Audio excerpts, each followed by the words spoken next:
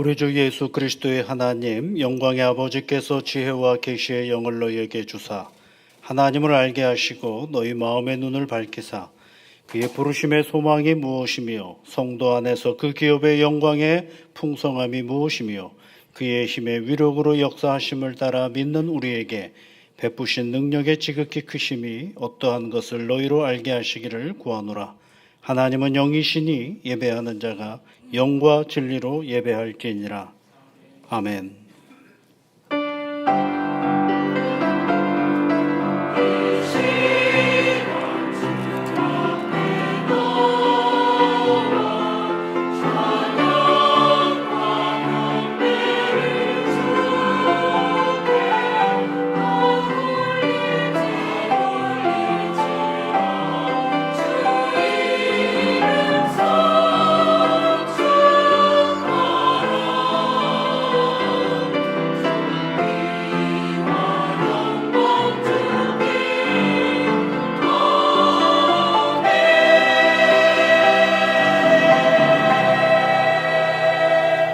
우리 구주 예수 그리스도의 구원의 은혜로 하나님의 자녀로 우리를 부르신 아버지 하나님, 이 예배의 자리에 있게 하시니 감사드립니다. 믿음의 사람들이 예배에 참여할 때에 하나님을 아는 믿음의 지평이 넓어지게 하시고 예배의 성실함으로 임할 때 마음의 눈을 밝히사 부르심의 소망과 우리에게 베푸신 하나님의 능력을 보게 하옵소서. 이 시간 나를 사랑하시는 삼위일체 하나님께 영광과 찬송을 올려드리는 감격과 감동이 있게 하여 주옵소서. 우리 구주 예수 그리스도의 이름으로 기원하옵나이다. 아멘.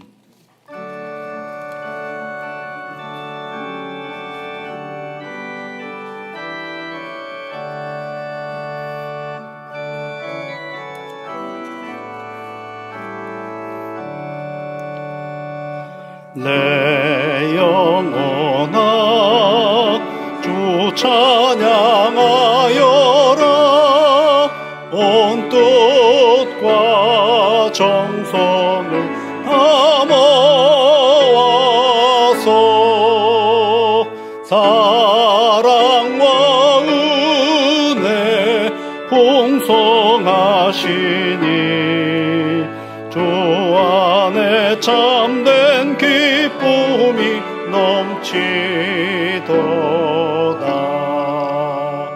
내 영혼아 주 찬양하여라. 그 팔로 행하신 근위여 볼 인자와 자비 풍성하시니 온 세상 모두 알리라 세세토록. 내 영혼아 주 찬양하여라. 능력과 권세로 소리내 교만한 자는 물리치시고 이 낮고 천한 백성을 높이시네. 내 영혼아 주 찬양하여라. 하나님 약속은 늘 신실해. 온 세상 향해 크게 말하라. 내 주님 위대하심을 영원토록.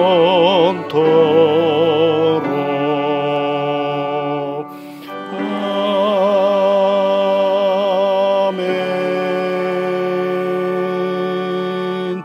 교동문은 40번입니다. 새 노래로 여호와께 노래하라. 온 땅이여 여호와께 노래할지어다.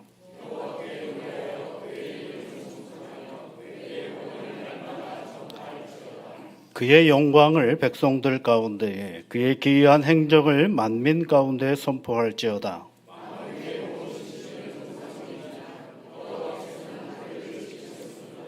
존귀와 위엄이 그의 앞에 있으며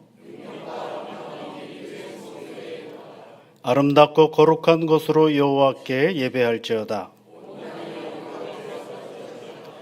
하늘은 기뻐하고 땅은 즐거워하며 바다와 거기에 충만한 것이 외치고 그때 숲의 모든 나무들이 여호와 앞에서 즐거이 노래하리니 그가 의로 세계를 심판하시며 그의 진실하심으로 백성을 심판하시리로다. 아멘. 우리 사도신경으로 우리의 신앙을 함께 고백하겠습니다. 나는 전능하신 아버지 하나님 천지의 창조주를 믿습니다. 나는 그의 유일하신 아들 우리 주 예수 그리스도를 믿습니다. 그는 성령으로 잉태되어 동정녀 마리아에게서 나시고 본디오 빌라도에게 고난을 받아 십자가에 못 박혀 죽으시고 장사된 지 사흘 만에 죽은 자 가운데서 다시 살아나셨으며 하늘에 오르시어 전능하신 아버지 하나님 우편에 앉아 계시다가 거기로부터 살아있는 자와 죽은 자를 심판하러 오십니다. 나는 성령을 믿으며 거룩한 공교회와 성도의 교제와 죄를 용서받는 것과 몸의 부활과 영생을 믿습니다. 아멘.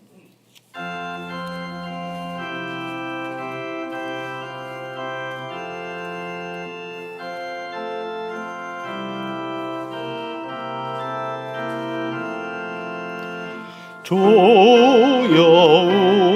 우리 무리를 불쌍하게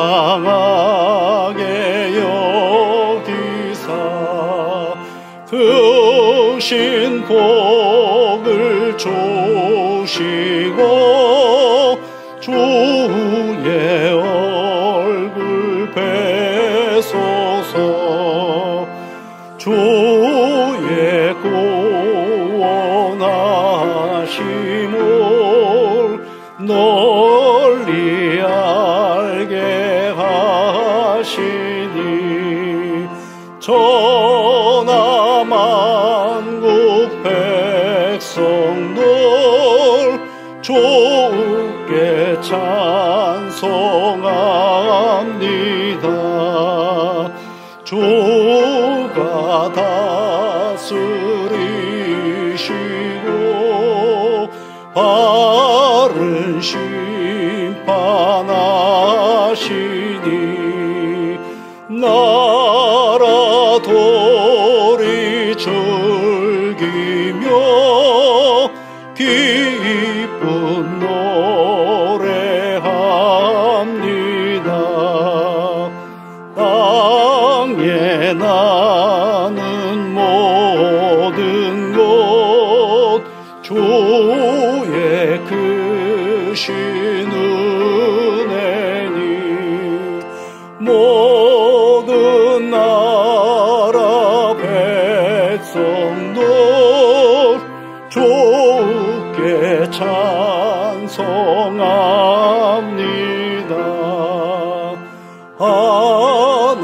하나님이 우리에게 복을 내려 주시니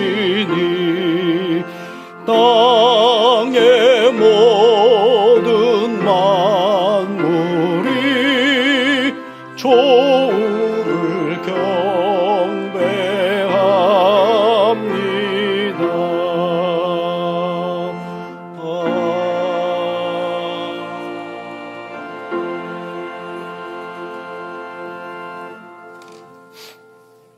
하나님 감사합니다. 5월의 푸르름을 우리에게 주시고 내어주신 자연을 만끽할 수 있게 하심에 감사를 드립니다. 무엇보다 그 가운데 하나님께 예배드리게 하심에 감사를 드립니다. 부족하고 모자라고 어리석은 우리지만 그저 사랑으로 여전히 우리에게 모든 것을 내어주심에 감사를 드립니다. 다만 내어주심에 받기만 하고 하나님의 그 마음을 헤아리지 못하는 우리를 용서하여 주시고 우리도 내어주는 자녀되게 인도하여 주시옵소서. 하나님 누군가의 내어줌에 우리도 내어줌이 인지상정이요 당연하다는 것을 압니다. 하물며 세상이 그렇게 떠드는 소통은 그렇게 서로 오가야 하는 것이라 얘기합니다. 그러나 아이들은 부모들과 소통이 안 된다고 하고 어른들은 젊은이들과 대화가 안 통한다고 합니다. SNS가 그렇게 많음에도 불구하고 소통이 더 안 된다는 현실 속에서 우리는 잘 소통하고 있는지요?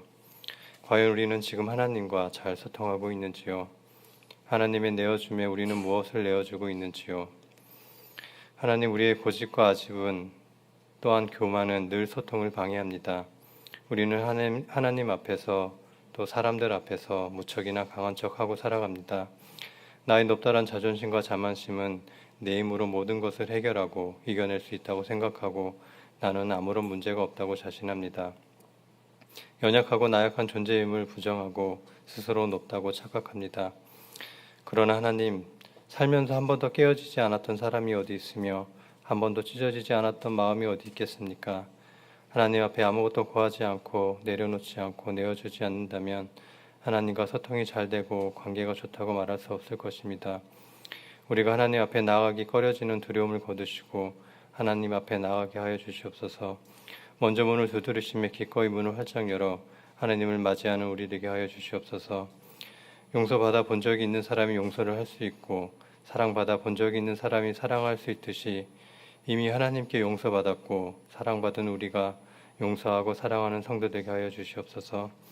내어줌을 받았으니 내어주게 하시고 은혜를 입었으니 은혜 베풀게 하시고 말씀하시니 전하게 하시고 기도함으로 응답받게 하여 주시옵소서.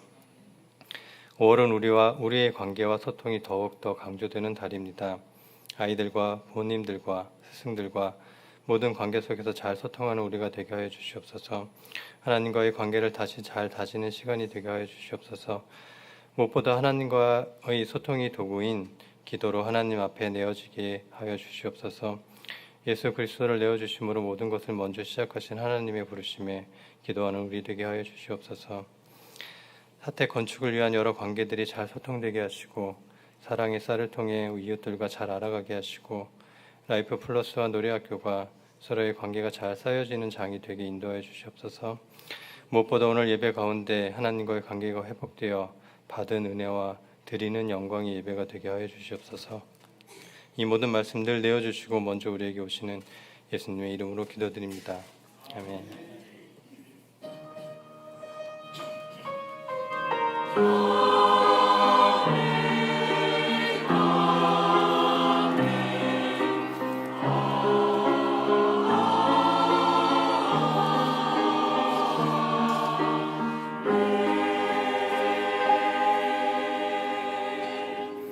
오늘 우리에게 주시는 하나님의 말씀은 신약성경 갈라디아서 1장 1절부터 5절까지 말씀입니다.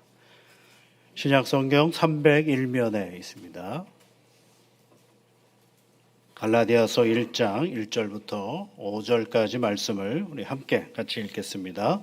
사람들에게서 난 것도 아니요 사람으로 말미암은 것도 아니요 오직 예수 그리스도와 그를 죽은 자 가운데서 살리신 하나님 아버지로 말미암아 사도된 바울은 함께 있는 모든 형제와 더불어 갈라디아 여러 교회들에게 우리 하나님 아버지와 주 예수 그리스도로부터 은혜와 평강이 있기를 원하노라.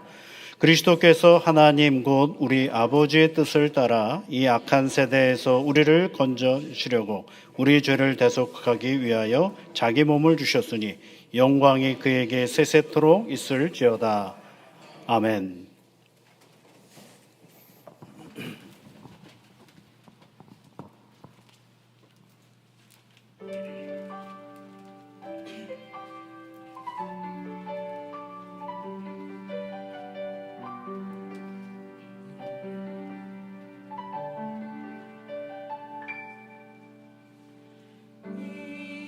이곳에 생명샘 솟아나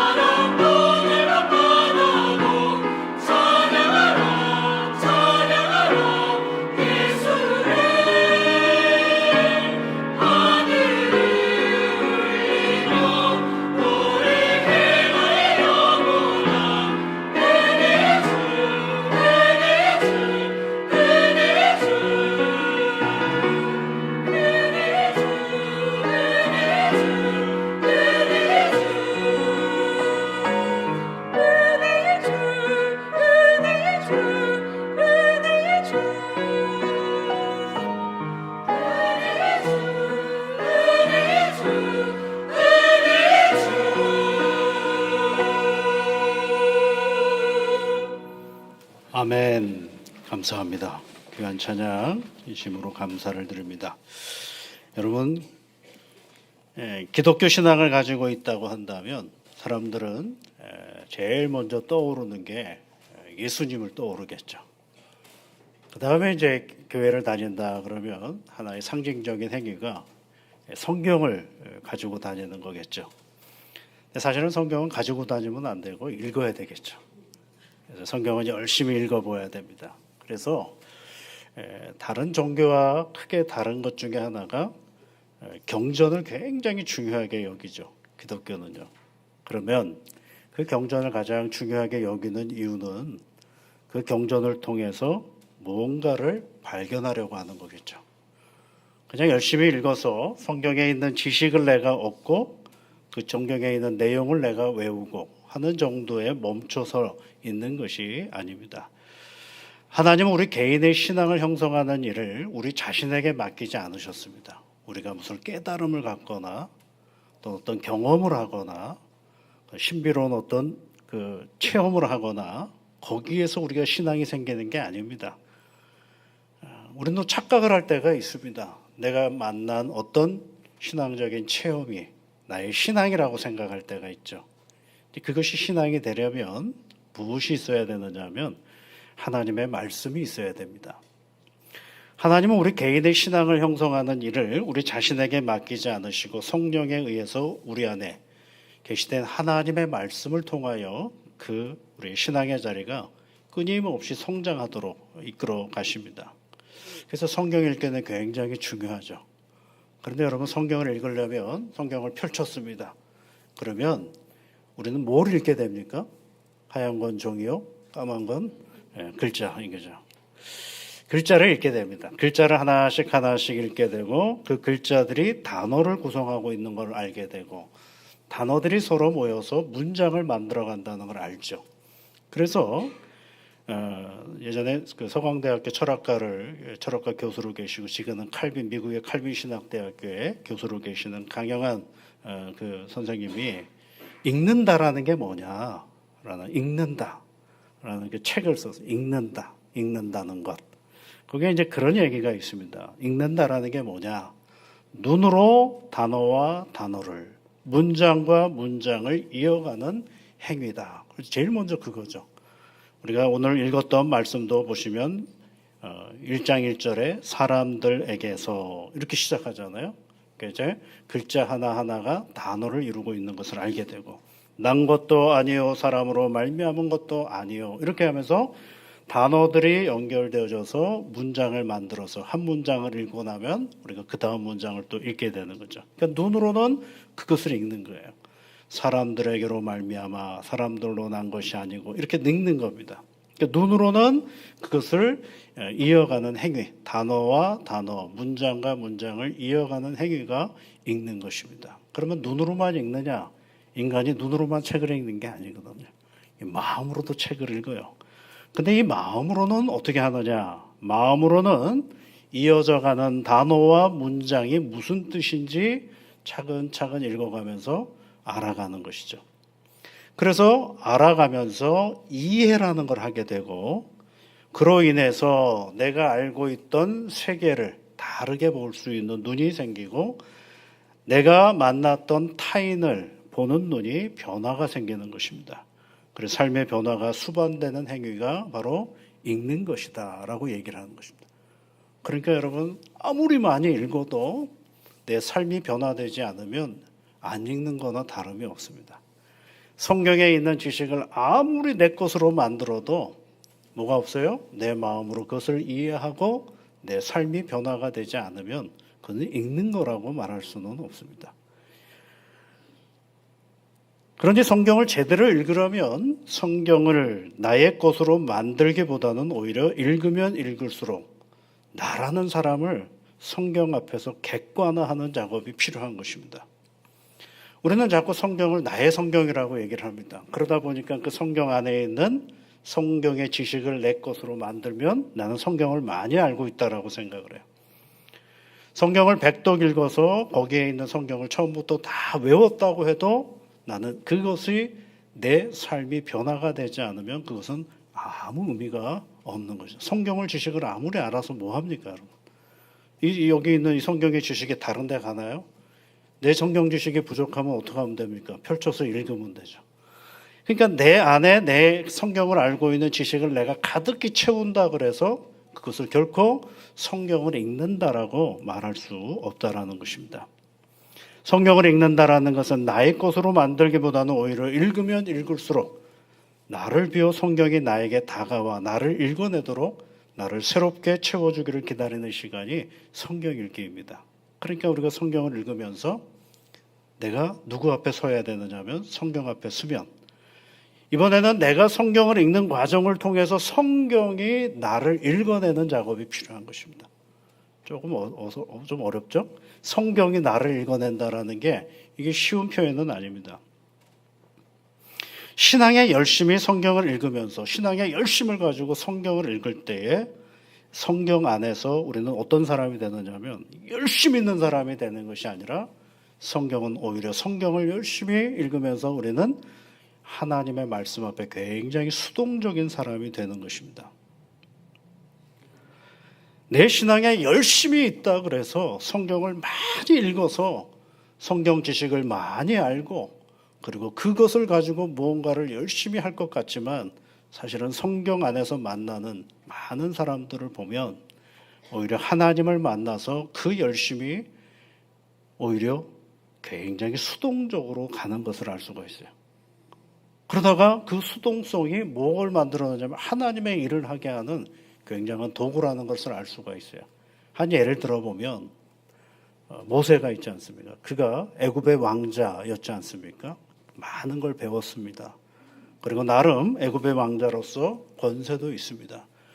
그래서 어느 날 세상에 나가서 보니까 유대인들이 계속 싸우는 걸, 그러니까 유대인과 애굽인들이 서로 싸우는 걸 보면서 자기의 권위로 그걸 막아보려고 애를 썼어요. 그러다가 큰 사고가 일어났죠. 한 사람이 죽었습니다. 이제 그렇게 해서 어떻게 무마를 했는데 나중에 한참 시간이 지난 다음에 또 모세가 세상으로 나가서 보니까 이번에는 누가 싸워요? 유대인들끼리 싸웁니다. 그랬더니 유대인들끼리 뭐라고 얘기를 해요? 네가 뭔데 이 여기에 끼어가지고 이래라 저래라 그러느냐라고 얘기를 하죠. 그러니까 자기 열심을 가지고 뭔가를 할 때에는 아무것도 되는 일이 없었습니다. 바른 걸 알죠. 싸우지 말아야 되는 것도 알고. 유대인들끼리 왜 싸우겠어요? 하지 말아야 된다. 하나님의 백성들이 왜 싸우냐고요. 바른 건 알죠. 그래서 그 바른 열심을 가지고 애써 보려고 했는데 아무것도 되는 일이 없어요. 그래서 그가 광야로 나가지 않습니까? 아무것도 보이지 않는 광야에서 무너지고 1년 지나고 10년 지나고 20년 지나고 그렇게 한 40년을 거기서 보내고 자기는 아무것도 아니다라는 그것에 딱 내려놓았을 때 하나님을 만나는 시간을 갖죠. 그래서 하나님이 네가 나를 위해서 일하라고 얘기하니까 모세가 마음 못합니다. 그렇죠. 해본 적이 없으니까. 다 무너졌는데 뭘 하겠어요. 나는 아무것도 못합니다 라고 하니까 하나님께서 그래 난 할 수 없는 존재구나 하고 포기하셨나요? 아무것도 못한다라는 그를 붙잡고 하나님께서 그 일을 시작하시죠. 구원의 역사를 이루어가죠. 그때 모세가 하는 일이 뭡니까? 매 순간순간마다 하나님을 의지하고 하나님께 기도하고 하나님의 지혜를 간구하는 사람이 되는 것이죠. 그의 열심이 하늘을 찌를 때는 아무것도 못하다가 그가 다 무너질 때 하나님 앞에서 자기 자신이 다 무너질 때 비로소 하나님의 일을 하게 되는 것입니다. 여러분 착각하지 마십시오. 우리는 하나님의 일을 하는데 열심으로 하는 게 아닙니다. 우리가 하나님의 일을 할 때 잘해야 되는 건 뭐냐면 그분 앞에 철저하게 수동적으로 가야 되는 것입니다. 그분이 시키면 시키는 대로 행할 수 있는 그런 자리로 가야 되는 것입니다. 그것이 뭐예요?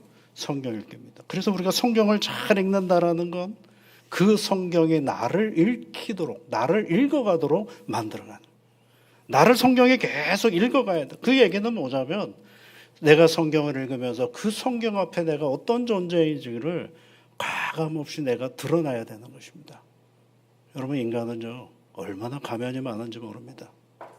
서로 가면이 많아가지고 어떤 가면을 썼는지 서로 몰라요. 그런데 그 가면을 여러분 생각은 누군가가 그 가면을 벗기려고 생각해 보세요. 얼마나 아픈지 몰라요. 자존심이 상하기도 하고요. 너무 힘들어요. 그런데 우리가 하나님의 말씀 앞에 그분이 나를 읽어내면 내가 가면 벗는 것이 너무 수월해요. 아, 내가 이런 존재였구나. 내가 이런 모양이었구나. 내가 이것밖에 안 되는 존재였구나. 라고 알 때, 그때 누가 나를 세우시느냐 하면 성령 하나님께서 나를 세우셔서 나로 하여금 하나님의 일을 하게 만드는 것입니다. 그때 여러분 자존심 상하는 건 하나 문제가 되지 않고, 그때에 하나님이 나를 세웠을 때 내가 이 능력이 있느냐 없느냐는 아무 문제가 되질 않습니다. 그래서 여러분, 능력을 누가 주시는 거예요? 하나님이 주시는 거죠. 근데 그 가장 수동적인 사람이 하나님의 능력을 받으면 어떤 일이 벌어지냐면 세상에 무서울 것 없는 가장 능동적인 사람이 됩니다. 넘어져도 괜찮고요, 쓰러져도 괜찮고요, 실패해도 괜찮습니다. 왜요? 그분이 나를 다시 일으켜 세워주시기 때문에 그렇습니다. 그래서 여러분, 이 성경 앞에서 우리 자신이 조금씩 드러나는 것, 이것이 바로 성경 읽기인데, 그러니까 이제 5월 중순부터 거의 한 8월까지는 특별한 절기가 없습니다. 그래서 이 절기가 없는 이 주간에 우리가 이제 갈라디아서를 한번 읽어보려고 합니다. 갈라디아서 1장부터 해서 마지막 6장 18절까지 차근차근 한번 읽어보려고 하는 거죠. 주일마다 갈라디아서를 읽습니다. 우리 교회는 여러분 모든 집회 때마다 성경을 읽습니다. 성경 안 읽는 교회가 어디 있겠어요? 다 읽죠. 근데 저희는 이제 한 챕터를 정하면 처음부터 끝까지 다 읽습니다. 지금 수요일 날은 우리가 예레미야를 읽어나가고 있습니다. 예레미야서를 쭉 읽어나가고 있습니다. 금요일 날 금요기도회 때는 시편의 말씀을 차근차근 읽어나가고 있습니다. 새벽 기도회는 이제 디도서의 말씀을 읽어나가고 있습니다. 주일 날은 이제 갈라디아서를 한번 좀 읽어보려고 합니다. 갈라디아서의 말씀은 여러분 6장까지 되어 있는 이 말씀인데요. 우리가 이 갈라디아서를 차근차근 읽어가면서 우리가 하나님의 말씀을 읽어가면서 하나님이 나를 읽어가는 시간이 되기를 늘 기도하면서 이 말씀을 함께 읽어나갔으면 좋겠습니다. 이 갈라디아서를 참 좋아했던 종교개혁자가 있는데 마틴 루터라는 사람입니다. 마틴 루터는 갈라디아서를 연구하면 할수록 이런 표현을 썼습니다. 갈라디아 서신은 내가 나의 속마음을 털어놓는 서신이다. 그것은 나의 귀여운 카타리나 범포라다. 이렇게 얘기를 했어요. 카타리나 범포라는 그의 사랑하는 아내입니다.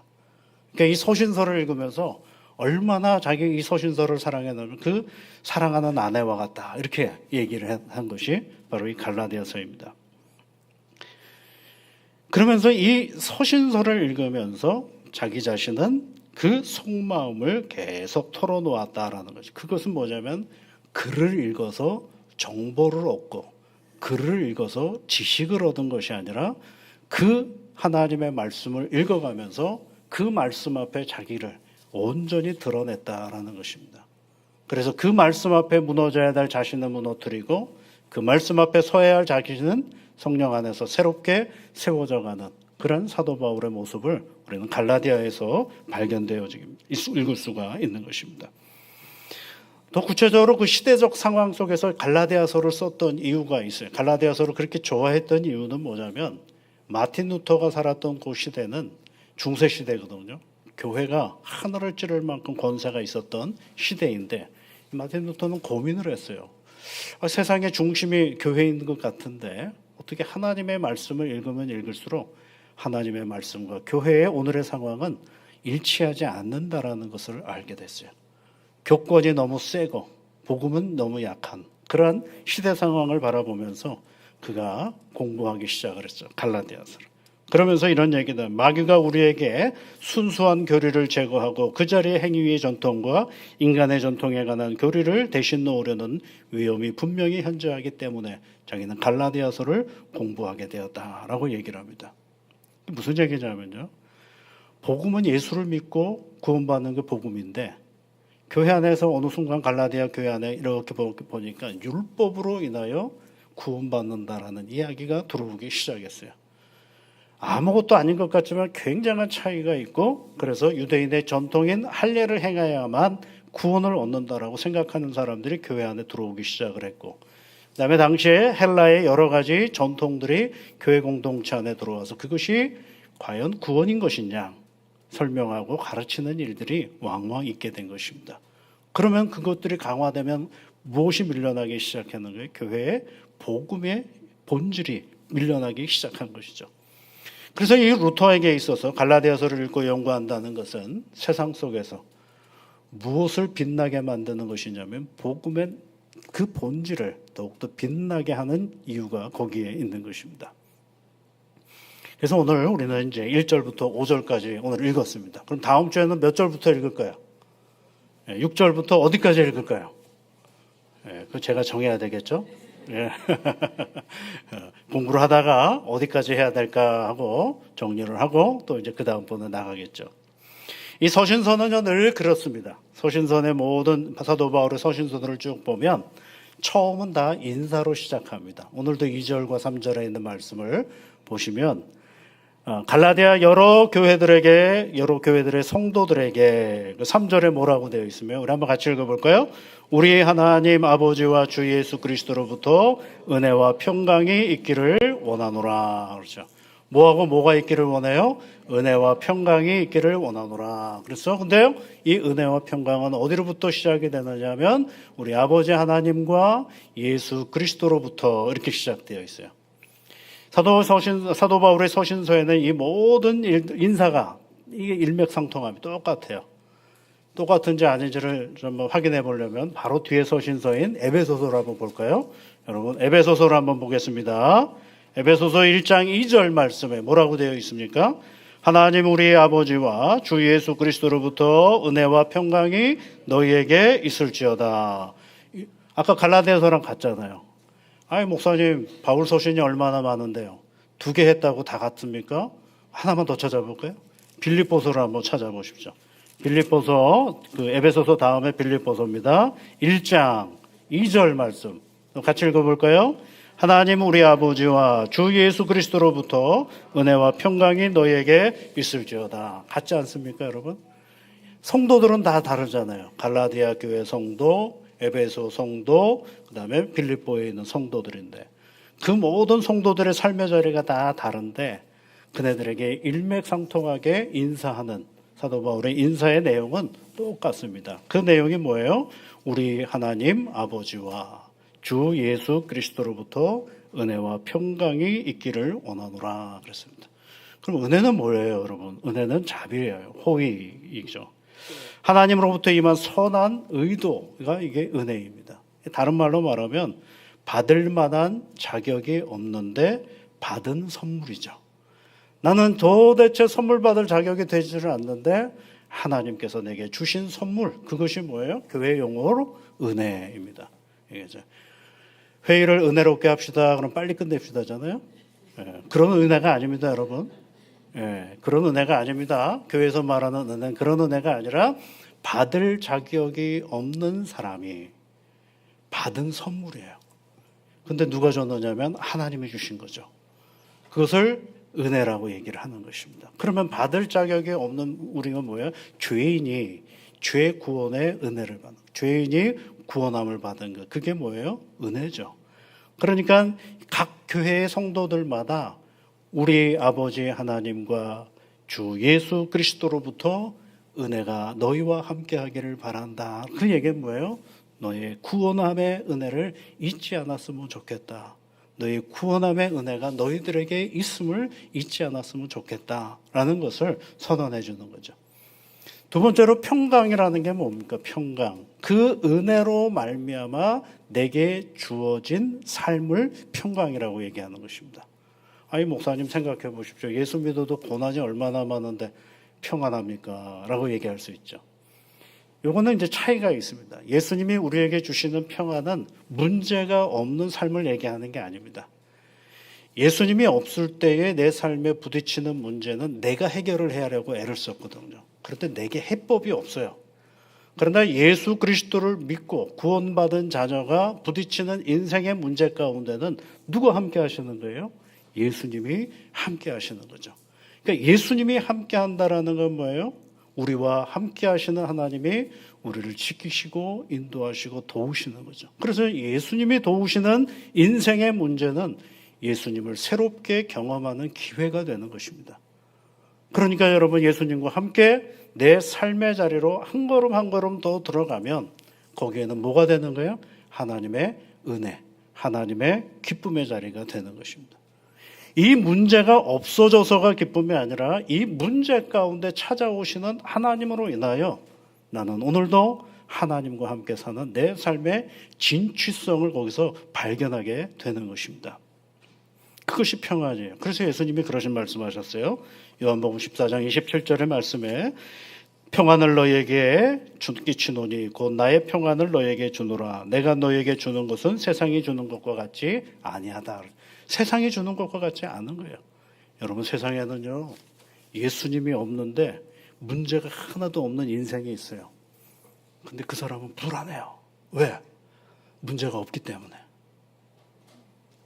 문제가 없으면 평안해야 될 것 같잖아요. 문제가 너무 없어서 불안해. 그게 인간이에요, 인간.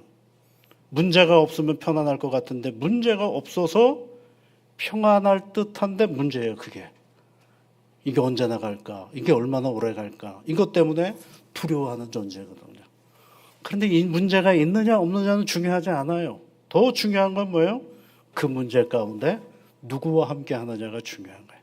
내 인생에 주님과 함께 할 때 그 문제는 누구를 만나는 자리요? 하나님의 은혜를 새롭게 경험하는 자리가 내 삶에 지글지글하게 다가오는 문제들이에요. 그래서 예수님과 함께 가면 뭐예요? 하나님이 우리 주님이 주시는 평안은 세상이 주는 것과 다르다라고 말씀하신 이유가 거기에 있는 것입니다. 로마서 5장 1절에 있는 말씀에도 보면 그러므로 우리가 믿음으로 의롭다 하심을 받았으니 우리 주 예수 그리스도로 말미암아 하나님과 화평을 누리자 이렇게 되어 있어요. 그리스도로 말미암아 누구와 화평을 누리는 거예요? 하나님과 화평을 누리자 이렇게 얘기를 했어요. 예수님이 마태복음 10장에서 제자들에게 복음을 전할 때에 누구 집에 가면 제일 먼저 해야 될 일이 뭐냐? 평안을 빌어주라 이렇게 얘기를 하라 그랬어요. 평안을 빌어주라 라고 얘기를 해요. 그런데 그 평안을 합당하게 못 받아들이면 그 평안을 뭐예요? 어떻게 해요? 빈 평안은 거기서 임할 것이 평화가 임하지 않는데 그러나 그 평안을 빌어줬던 너에게는 하나님께서 평안으로 함께 하실 것이다 라고 얘기를 해요. 그러니까 그리스도인들이 해야 될 일이 뭐예요? 평안을 비는 거예요. 하나님의 평안이 함께 하기를 바랍니다 라고 빌어주는 것입니다. 그러면 여러분 이 인사가 왜 매 서신서마다 제일 먼저 나올까? 에베소면 에베소, 갈라디아면 갈라디아, 빌립보면 빌립보 모든 서신서 앞부분에 그 성도들을 향하여 왜 똑같은 인사를 반복해서 하는 걸까? 그것은 다른 것이 아니라 사도가 성도들을 어떻게 생각하느냐의 태도입니다. 단지 교회의 대상, 교화의 대상, 복음을 들어야 될 대상 그거로만 보지 않고 그가 하나님의 예수 그리스도의 구원의 보혈의 은혜로 구원받은 하나님의 사람이라는 존중이 그 안에 담겨져 있는 것입니다. 그렇습니다, 여러분. 누군가에게 하나님의 은혜와 우리 주 예수 그리스도의 평안이 함께하기를 바랍니다라고 말할 수 있는 건 그 사람을 아래로 보고 그 사람을 무시하고 그 사람을 나보다 격이 낮다라고 생각할 때는 그런 인사를 할 수가 없는 거예요. 저 사람은 하나님의 은혜를 받은 사람, 하나님의 구원의 은혜를 받은 그 한 존재를 향하여서 존중하는 마음이 있기 때문에 이와 같은 인사를 하게 되는 것입니다. 나와 함께 믿음의 길을 걷는 믿음의 성도들을 그저 존중하고 하나님의 복을 누리며 사는 자임을 밝히는 언어가 바로 이 사도 바울의 인사의 거죠.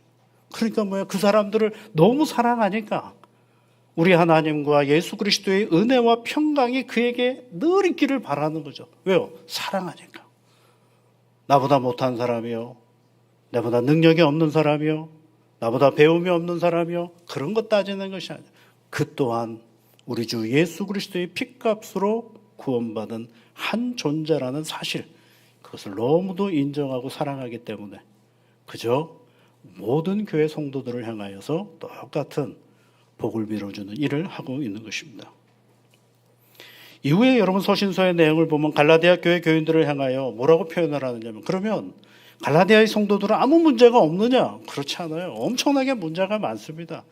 갈라디아서 3장 1절에 있는 말씀에 보면 어리석도다 갈라디아 사람들아 이렇게 선언합니다. 어리석대요. 미련하다라는 얘기입니다. 왜요? 그네들의 교회 공동체 안에 있는 이런저런 자글자글한 문제들 앞에 그네들은 해결해야 할 인생 문제들이 많다라는. 그럴 때 여러분 사도 바울은요 무섭도록 책망합니다. 엄청난 말씀을 가지고 비판을 하는 거예요. 그네들의 잘못된 오늘의 신앙의 자리를 비판합니다. 그렇다 그래서 여러분 그 비판과 책망이 그네들 존재 자체를 무시하는 게 아닙니다. 그거는 그 문제를 가지고 접근을 하지만 실상은 한 사람도 무시하는 표현은 없어요. 그래서 여러분 6장 18절에 있는 말씀 끝부분에도 오늘 갈라디아서는 맨 마치면서 뭐라고 얘기하느냐 하면 6장 18절 말씀으로 한번 같이 읽어볼까요?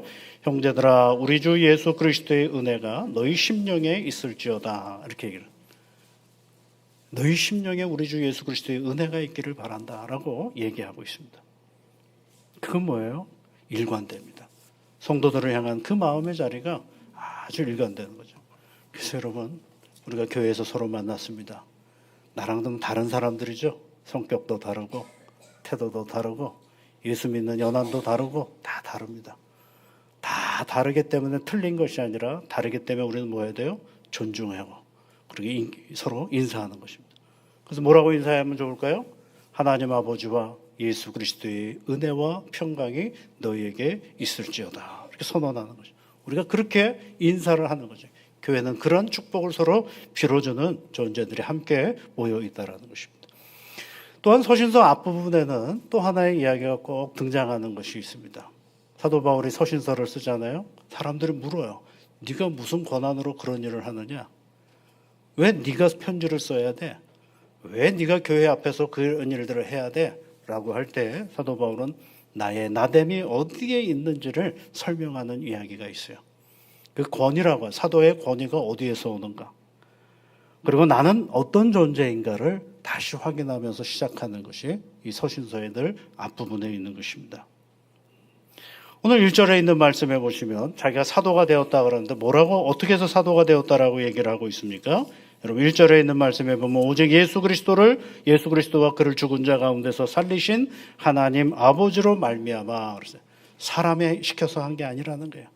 내가 하고 싶어서 하는 것도 아니라는 것입니다. 이것은 그리스도 그를 죽은 자 가운데서 살리신 하나님 아버지로 말미암아 내가 이 일을 감당하노라라고 이야기를 하는 거죠. 여러분 사람이 시킨 일이었다면 가다가 멈췄을 수도 있어요. 왜요? 시킨 사람도 변화되거든요. 내가 하고 싶어서 했다라고 한다 그러면 이건 가다가 멈출 가능성이 많습니다. 왜냐하면 쉬운 일은 아니거든요.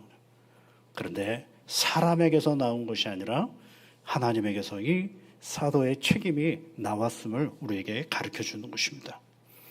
이것이 이제 하나님 아버지께서 자기에게 주신 사명이라고 얘기한다라고 하면 4절 말씀으로 가보시면 4절은 그리스도께서 자기에게 오셨다라는 얘기를 해요. 아까는 아버지 하나님을 얘기한다 그러면 4절은 그리스도께서라고 얘기를 합니다. 4절 말씀을 여러분 보시면 그리스도께서 하나님 곧 우리 아버지의 뜻을 따라 이 악한 세대에서 우리를 건지시려고 우리 죄를 대속하기 위하여 자기 몸을 주셨으니 이렇게 돼요. 그 몸을 주셔서 그 몸이 부활하신 예수 그리스도가 되어 나에게 찾아오셨고 나는 그래서 하나님의 구원받은 백성이 되었다. 그걸로 내가 이 일을 감당한다라고 말해주고 있는 것입니다. 여러분 예수 그리스도의 죽음의 본질이 우리 죄를 대속하기 위하여 죽은 것이라면 그 목적이 있습니다. 예수님이 왜 십자가에 못 박혀 죽으셨느냐? 이 악한 세대에서 우리를 건지시기 위함이다 라고 얘기하는 거예요. 예수님의 오신 이유를 정확하게 알기 때문에 그 오신 목적에 따라서 자기도 그 사명을 감당한다라는 것입니다. 여러분 예수님을 어떻게 고백하느냐에 따라 태도가 바뀝니다. 어떤 사람은 교회를 열심히 다니면서도 예수님을 나의 오늘의 인격을 조금 더 고양시킬 수 있는 윤리의 도덕 선생 정도로 생각하는 분들이 있습니다. 부활 이런 거 관심도 없고요. 십자가의 죽음 관심도 없습니다. 그냥 예수님이 좋은 말씀을 해주셨던 그 내용들에게만 관심이 있죠. 그러니까 뭐예요? 윤리의 도덕 선생님입니다. 그러니까 그 정도로만 생각하는 그런 거 있죠. 어떤 사람은 예수님을 기적을 베푸시는 분이라고만 생각을 합니다. 그러니까 예수 이름을 부르면서 안수하고 예수의 이름을 부르면서 치유하는 일에만 관심을 가지시는 분들도, 그래서 기적의 자리만 쫓아다니는 사람들도 있습니다. 기적이 없으면 어떻게 되는 거예요? 예수의 능력이 없는 것처럼 생각하는 사람들도 있어요. 그러면서 교회를 다니시는 분들도 있습니다. 그러나 예수 그리스도를 우리가 믿는다라고 할 때 복음의 핵심은 그분이 육신의 몸을 입고 이 땅에 오셔서 우리를 구원하셨고 이 어둠의 세대에서 우리를 건지시려고 십자가의 길을 거셨고 마침내 그 자리에서 부활하셔서 우리의 영원한 구주가 되셨다라는 이 고백이 없으면 교회 다니는 건 오래 다닐 수가 없고 신앙의 기쁨은 이루어낼 수가 없고 그렇습니다. 그래서 사도 바울은 늘 시작을 뭐로 하느냐 하면 예수 그리스도가 나에게 누구이냐라는 거죠. 그런데 여러분, 예수 그리스도가 나에게 누구인가를 묻는 우리가 되겠지만 예수님께서도 제자들에게 물으셨거든요. 너희는 나를 누구라고 생각하느냐. 그거에 대한 분명한 답이 있지 않으면 신앙은 흥미로울 수도 없고 우리 이 교회 생활은 재미있을 수도 없어요. 예수님이 나에게 누구인가를 분명하게 날마다 변화되어지는 우리의 상황 속에서 정확하고 분명하게 설정하지 않으면 우리는 체면으로, 우리는 연륜으로, 우리는 기타 등등으로 이 교회 생활을 채워갈 수밖에 없는 것이에요. 그래서 사도 바울은 나의 나됨이 어디서 온다고 돼요? 예수 그리스도로부터 온다. 그래서 그 예수 그리스도 때문에 나는 날마다 죽노라 얘기하고 나는 날마다 예수로 인하여 표대를 향하여 달려가노라 얘기하고 나의 달려갈 길을 다 마치고 라고 얘기를 하고 계속해서 전진해가고 날마다 새로워져가는 자기 자신을 하나님 앞에 세워가는 모습을 말씀을 통하여 보게 되는 것입니다. 아까 그런 말씀을 드렸습니다. 우리가 성경을 읽는 건 성경을 읽어가면서 성경이 나를 읽어가도록 하는 작업이다. 성경이 나를 읽어가면은요, 나는 가만히 있을 수 없는 존재가 됩니다. 성경이 나를 읽어가면 나는 죄가 얼마나 많은 존재인지를 날마다 알게 됩니다. 성경이 나를 읽어가면 나는 얼마나 무능한 존재인지를 알게 됩니다. 성경이 나를 읽어가면 나는 아무것도 할 수 없는 그런 사람이라는 걸 알게 됩니다. 성경이 나를 읽어가기 시작하면 나는 그저 무능력하고 무기력하고 아무것도 할 수 없는 존재인데 그 성경이 나를 읽어가기 시작하면 그걸로 끝나는 것이 아니라 나를 세우시고 내게 힘 주시고 내게 능력 주시고 내게 은혜 주시는 그분이 거기에 계시다라는 사실 때문에 우리 입술에서는 찬양이, 우리의 마음은 도전이, 우리의 힘은 하늘의 영광을 드러내는 일에 최선을 다하며 살아가게 되는 것입니다. 사랑하는 성도 여러분, 이 빌립보서에 있는 말씀에 보면 사도 바울이 그런 얘기를 합니다. 예수 그리스도를 믿고요. 빌립보서 3장 8절 9절에 있는 말씀에 보면 그리스도를 얻고 이렇게 시작해요. 그리스도를 얻고. 이 그리스도를 얻었다라는 얘기는 그리스도를 믿고 내가 구원받았다라는 그 얘기예요. 그 다음 표현이 뭐라고 되어 있느냐면 그리스도를 얻고 그 안에서 발견되려 함이라 그랬어요. 여러분, 구원받았으면 되지 않았습니까? 근데 뭘 또 발견이 돼요? 구원받았잖아요. 뭐 다 된 거 아닌가요? 근데 구원은 여러분에게서 시작된 게 아니라 하나님에게서 시작이 된 거예요. 그럼 궁금한 게 있죠. 왜 나를 구원하셨을까? 내가 왜 구원받아야 될까? 구원받은 사람은 어떻게 살아야 되는가? 그것이 성경을 읽어가면서 그분에게서 내가 새롭게 발견되어지는 나인 것입니다. 그래서 날마다 사도 바울은 내가 그리스도 안에서 죽노라 얘기하고 그리스도 안에서 새로운 피조물이라고 하는 이유는 거기에 있는, 구원받았기 때문에 피조물인 것도 맞지만 날마다 그분 안에서 새롭게 발견되어지는 나를 세워가기 때문에 그렇습니다. 여러분, 내가 누구인가를 알아야 오늘 방향을 정확하게 잡고 변화되어져가는 이 세상 속에서 위치를 잊어버리지 않고 한 걸음 한 걸음 내 삶을 살아갈 수가 있게 됩니다. 내가 누구인지를 알아야 이 변화되어져가는 이 틀 속에서 나를 잃어버리지 않고 하나님과 동행할 수 있게 되는 것입니다. 우리가 갈라디아서를 읽어가면서요, 여러분, 우리 갈라디아서를 열심히 읽어가는 겁니다. 그럴 때마다 갈라디아서가 나를 읽어가는 은혜를 달라고 여러분 함께 기도해 보시면 좋겠습니다. 그래서 이 갈라디아서를 다 읽고 우리가 복음의 내용도 새롭게 정리해 보지만 하나님 안에서 새로워져가는 은혜를 서로 나누는 복된 믿음의 길이 되시기를 주의 이름으로 축복합니다. 하나님 고맙습니다. 오늘 갈라디아서의 말씀을 읽게 해주셨습니다. 성령 하나님, 사도 바울이 사랑하는 성도들을 향하여 인사를 나눕니다. 우리 하나님과 우리 주 예수 그리스도의 은혜와 평강이 너희와 함께하기를 바란다라는 이 인사, 하나님 아버지 한 사람 한 사람을 존중하고 사랑할 때 나오는 인사인 것이기에 우리 또한 함께 이 믿음의 길을 걸어가는 사람들 한 사람 한 사람을 격려하고 우리 주 하나님과 예수 그리스도의 구원의 은혜와 평강이 모든 이들에게 함께하기를 선포하며 격려하며 힘을 주는 믿음의 터전이 되도록 은총을 내려 주옵소서. 내가 누구인가 분명하게 확인하며 나아가는 우리의 신앙의 길이 되게 하여 주옵소서.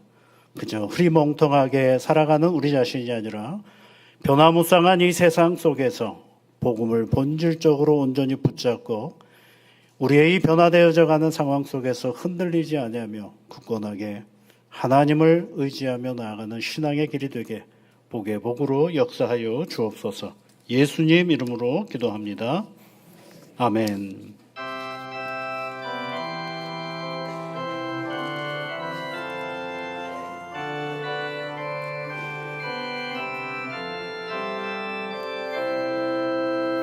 말씀으로 이 세상을 창조하신 주 하나님, 온 인류를 구원하려 독생성자 주셨도다. 주 예수님 십자가로 새 생명을 받은 우리 이 구원의 기쁜 소식 널리 널리 전하세. 이스라엘 백성들을 선택하신 주 하나님, 우리들을 구원하려 더욱더 맞게 하셨으니 특별하신 그 사랑을 한시라도 잊지 말고 하나님의 자녀답게 바로 살게 하옵소서. 선택받은 백성이여 구원받은 성도로서 우리에게 주신 사명 성실하게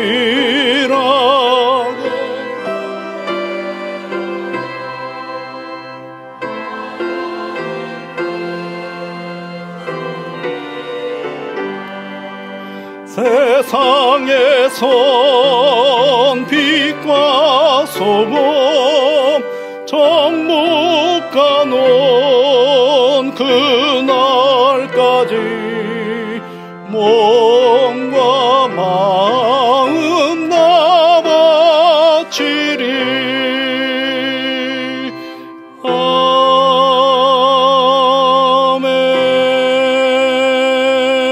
아멘.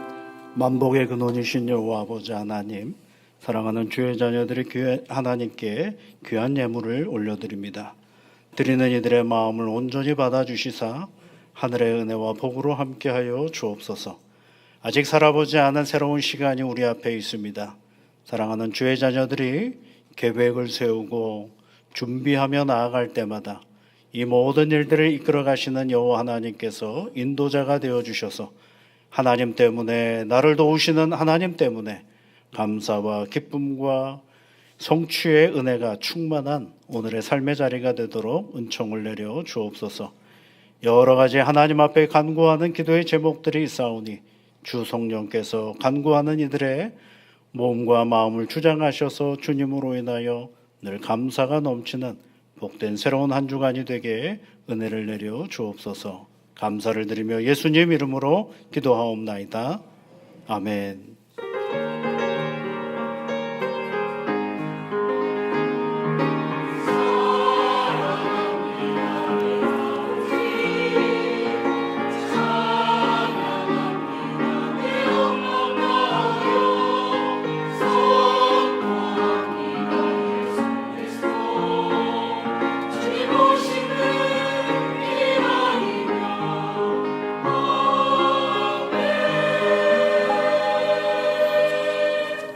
우리 옆에 계신 분들, 앞에 계신 분들과 함께 인사하시면 좋겠습니다. 주님의 사랑과 은혜가 늘 함께 하시기를 바랍니다.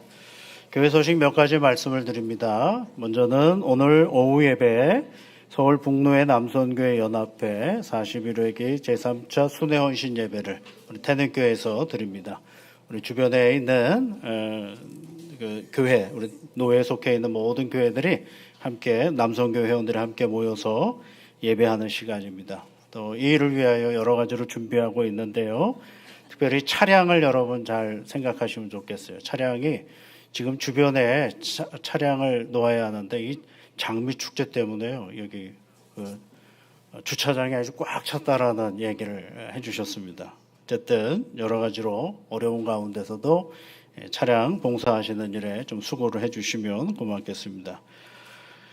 이번 주 목요일이군요. 이번 주 목요일 날 서울 북로의 여전도회 연합 야외 예배가 있습니다. 우리 여전도회 분들 참여하실 분들은 교회 9시에 오셔서 출발하시면 좋겠습니다.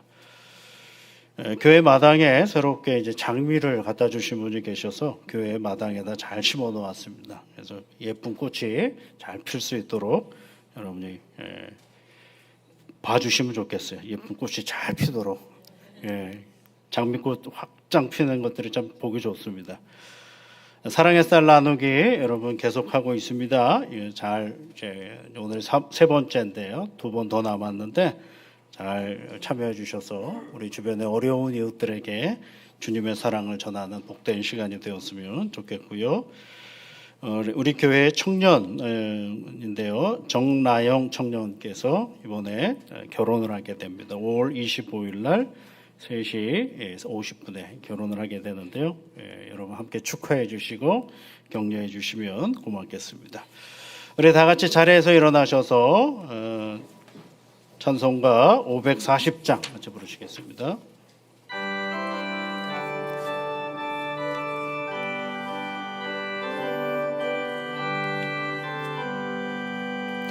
주의 음성을 내가 들으니 사랑한단 말일세. 믿는 마음으로 주께 가오니 나를 영접하소서.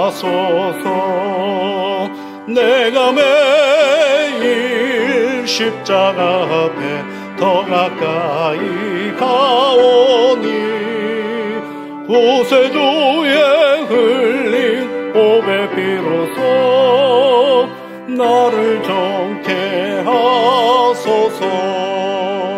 주여 넓으신 은혜 베푸사 나를 받아주시고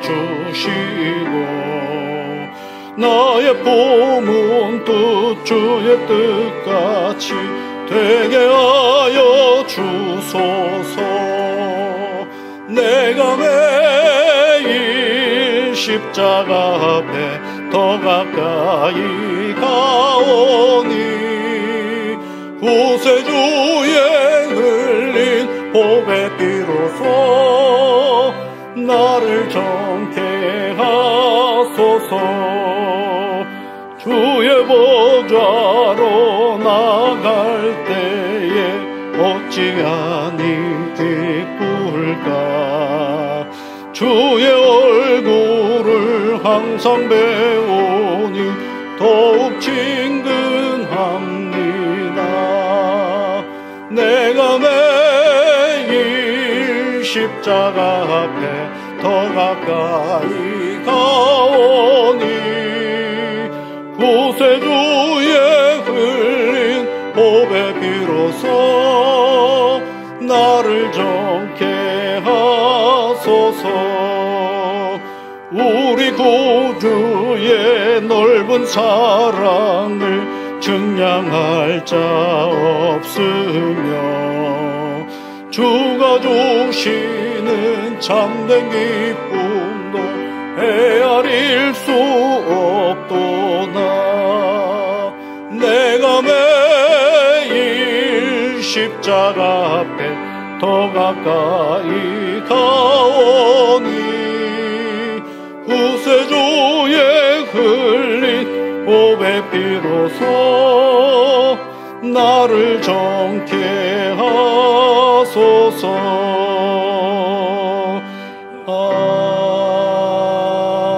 아멘. 이 악한 세대에서 우리를 건지시려고 육신의 몸을 입고 이 땅에 오셔서 죽음의 권세를 이기시고 우리를 하나님의 자녀로 삼아주신 우리 구주 예수 그리스도의 크신 은혜와 하나님의 사랑하심과 성령의 위로하심과 복주심이 머리 숙여 하나님 앞에 예배를 드리고 세상을 향하여 나아가는 사랑하는 모든 주의 자녀들 위해 지금부터 영원토록 함께하옵시기를 축원하옵나이다. 아멘.